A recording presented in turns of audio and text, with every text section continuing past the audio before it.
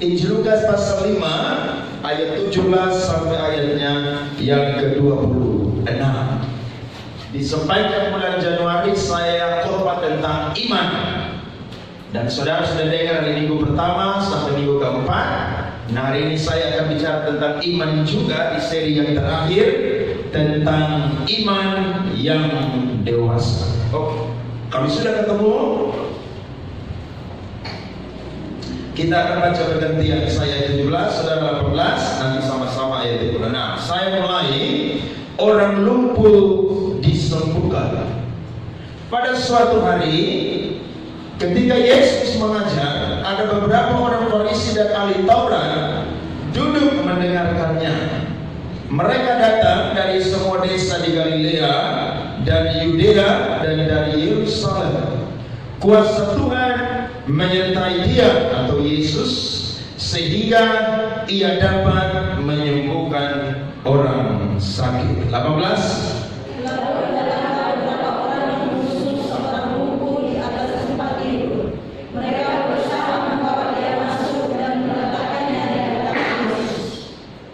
Karena mereka tidak dapat membawanya masuk berhubung dengan banyaknya orang di situ, naiklah mereka ke atap rumah, lalu membongkar atap itu dan menundukkan orang itu dengan tempat tidurnya.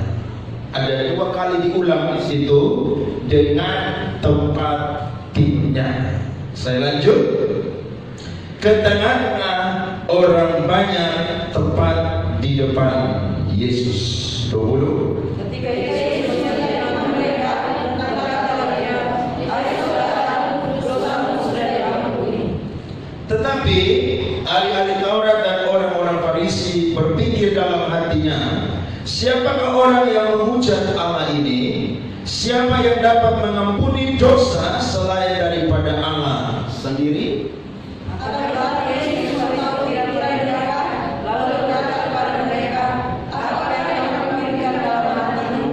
Manakah lebih mudah mengatakan dosamu sudah diampuni atau mengatakan bangunlah dan berjalanlah? Tetapi saya tahu bahwa dalam dirinya Anak Manusia berkuasa mengampuni dosa. Amin. Berkata ia kepada orang itu, kepadamu katakan, bangunlah, angkatlah tempat tidurmu dan pulanglah ke rumahmu. Dan seketika itu juga bangunlah ia di depan mereka, lalu mengangkat tempat tidurnya dan pulang ke rumahnya sambil memuliakan Allah. 23 sama-sama. Semua orang itu takjub lalu memuliakan Allah, dan mereka sangat takut, katanya, hari ini kami telah menyaksikan hal-hal yang sangat menyenangkan. Tentang firman yang luar. Ketika saudara baca teks firman Tuhan ini, apakah saudara takjub dengan perbuatan Tuhan? Amin ya. Saudara-saudara, Yesus ketika memulai pelayanannya, dia adalah orang yang sungguh-sungguh cerdas. Dia adalah orang yang sungguh-sungguh diurapi. Ketika sejak usia 12 tahun, Yesus suka berada di bait Allah. Dan dia adalah seorang yang diurapi, yang sangat cerdas dan memberikan pertanyaan-pertanyaan dan juga pengajaran jawaban yang sangat membuat takjub banyak orang. Saudara dan saya buka Lukas pasal 2 ayat 45 sampai 47. Alkitab bilang di sana, Lukas pasal 2 ayat 45 sampai 47. Karena mereka tidak menemukan dia, kembalilah mereka ke Yerusalem sambil terus mencari dia. Sesudah 3 hari mereka menemukan dia dalam bait Allah. Ia sedang duduk di tengah-tengah alim ulama sambil mendengarkan mereka dan mengajukan pertanyaan-pertanyaan kepada mereka. Lihat firman bilang apa? Dan semua orang yang mendengar dia sangat heran akan kecerdasannya dan segala jawab yang diberikannya. Jadi Tuhan kita adalah Tuhan yang cerdas. Amin. Tuhan yang pandai mengajar. Nah, dia pandai mengajar saudara, sehingga ketika dia ada di satu kota yang ada di provinsi Galilea, ada begitu banyak orang yang datang mendengarkan Yesus mengajar, termasuk ada beberapa ahli Taurat dan juga orang-orang Farisi. Ini memberikan informasi kepada saya dan saudara bahwa kalau saya dan saudara punya anak 2, 3 atau 4, kasih satu kepada Tuhan. Dan ketika saudara kasih kepada Tuhan, jangan kasih yang biasa-biasa, jangan kasih yang bodoh-bodoh, tapi kasih yang cerdas. Amin. Biasa orang bilang anak 4, orang tanya cita-cita yang pertama jadi apa? Oh, saya lagi persiapkan dia jadi insinyur karena dia pintar sekali. Yang nomor 2 mau jadi apa? Nomor 2 jadi dokter karena dia suka sekali dengan bagian atau pelajaran anatomi tubuh manusia. Yang ketiga jadi apa? Yang ketiga mau jadi pilot. Terus yang keempat mau jadi pendeta. Kenapa yang 4 mau jadi pendeta? Karena dari 1 sampai 4 yang paling bodoh. Saudara jangan kasih Tuhan tuh yang sisa-sisa. Amin. Kasih Tuhan tuh yang harus the best. Sebab Tuhan kita Tuhan yang sangat cerdas. Sejak masa kecil dia sangat cerdas, sehingga dengan pengajaran, dengan pertanyaannya membuat banyak orang takjub dengan pengajarannya. Makanya kalau saudara bergaul dengan Yesus, bergaul dengan firman setiap hari, saya dan saudara akan jadi orang yang cerdas. Amin. Daud berkata dalam Mazmur 119, dia bilang, aku lebih berpengertian daripada pengajar-pengajarku. Kalau saudara bergaul dengan firman, dengan Tuhan, saya yakin walaupun saudara cuma S1 atau tamatan SD saja, tapi saudara lebih pintar daripada orang yang punya gelar profesor, karena saudara punya firman Tuhan di dalam kehidupanmu. Nah, ketika banyak orang berkerumun saudara, tiba-tiba ada sekelompok orang yang datang untuk menjumpai Yesus. Dan Alkitab mencatat saudara, mereka ini sedang mengusung orang sakit. Ketika saya belajar baca dengan berulang-ulang teks ini, yang membuat saya heran adalah mereka mengusung orang ini saudara, tidak melepaskan dia dari tempat tidurnya, tapi mereka mengangkat dia dengan tempat tidurnya. Kira-kira kalau saya dan saudara angkat orang sakit, lebih enak angkat dengan tempat tidur atau angkat langsung orangnya? Kenapa saudara angkat langsung orangnya? Karena lebih ringan. Tapi kisah ini saudara menceritakan bahwa ada beberapa orang yang mengangkat orang lumpuh ini dengan tempat tidurnya. Dan orang-orang ini saudara, mereka bukan tokoh-tokoh iman seperti Abel, seperti Henok, seperti Nuh dan lain-lain. Tapi mereka adalah orang-orang yang punya iman yang sangat dewasa. Amin. Sehingga mereka mewakili orang yang lumpuh ini untuk berjumpa dengan Yesus. Jadi kalau saudara lihat orang susah, orang menderita, saya dan saudara kadang-kadang harus tukar posisi. Saudara harus mewakili iman dia untuk datang kepada Yesus. Jangan saudara lihat orang susah, saudara bilang biar dia sendiri yang cari Tuhan, padahal dia tidak bisa bikin apa-apa. Nah, ketika saudara mereka mengusung orang yang lumpuh ini dengan tempat tidurnya, Yesus sungguh-sungguh takjub dengan iman mereka. Dan saya mencatat ada 2 bukti saudara, di mana orang-orang yang mengangkut orang lumpuh ini, mereka punya iman yang sangat dewasa. Yang pertama adalah saudara, mereka punya iman yang sepakat untuk datang kepada Yesus. Lihat ayatnya yang ke-18a.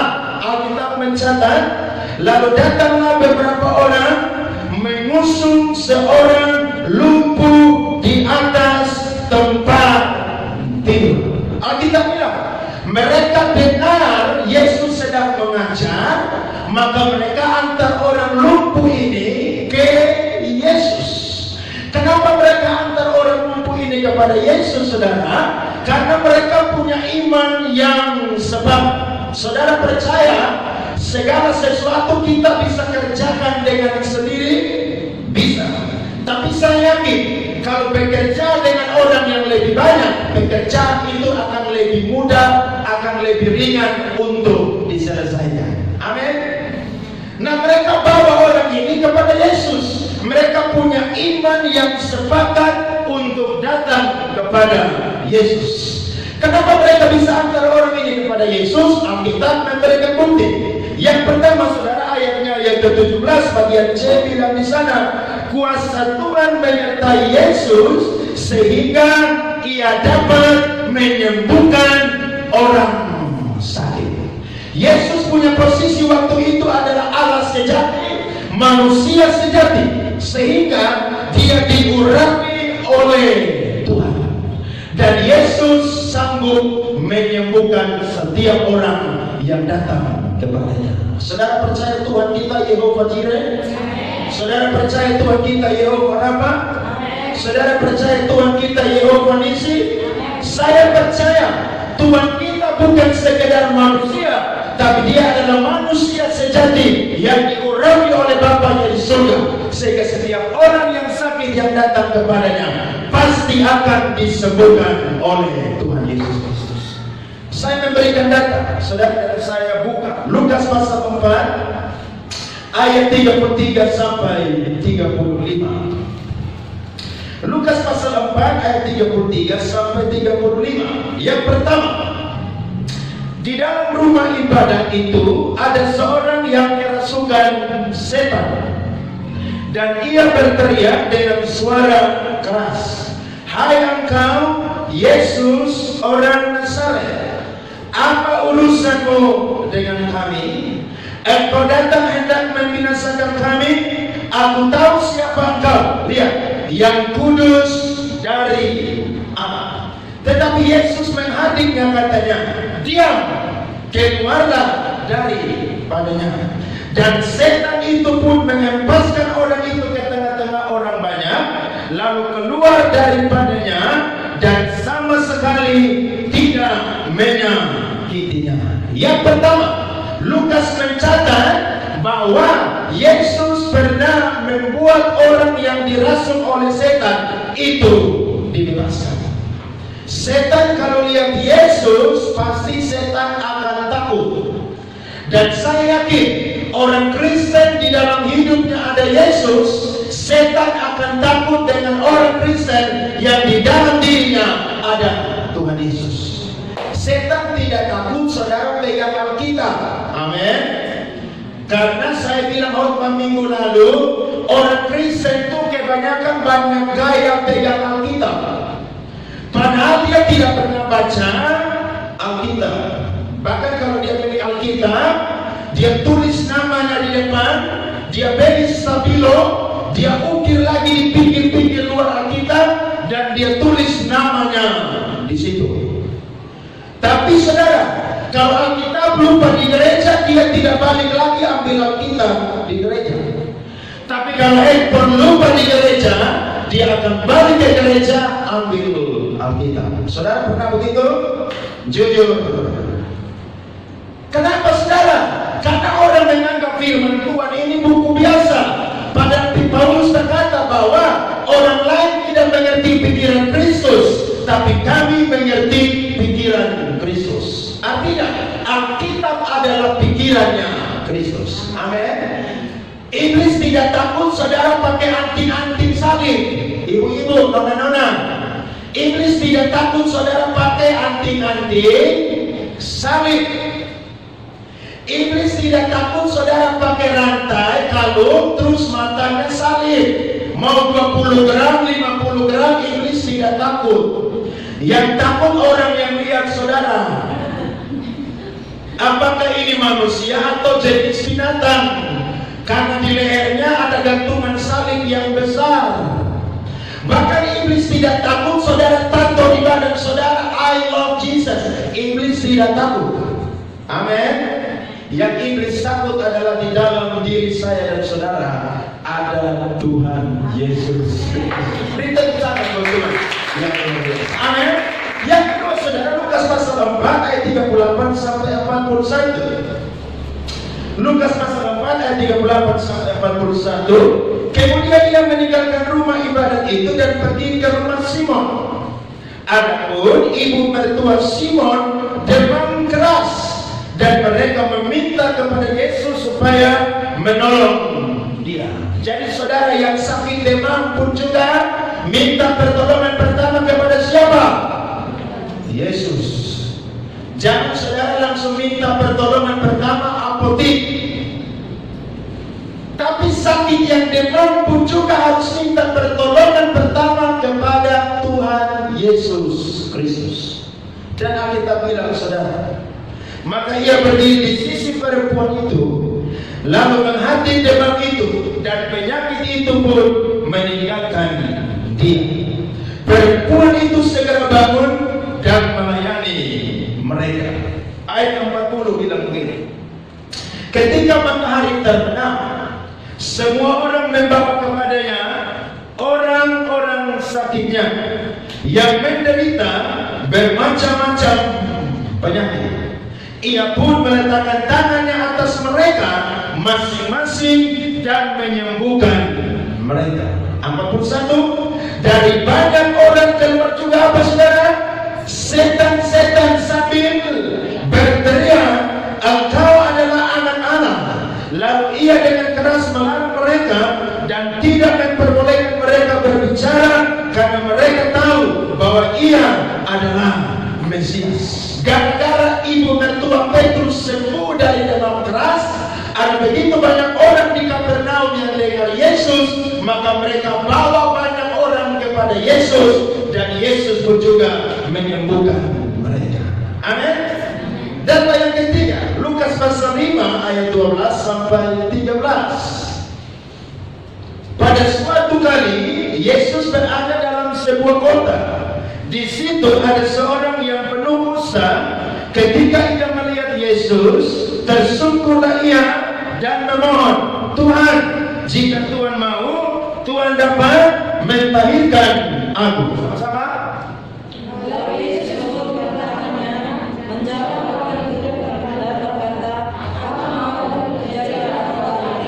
Seketika itu juga lenyaplah penyakit kustanya.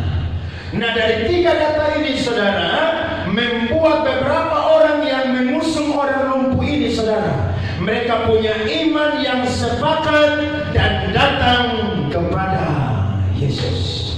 Iman timbul dari pendengaran dan pendengaran akan firman Kristus.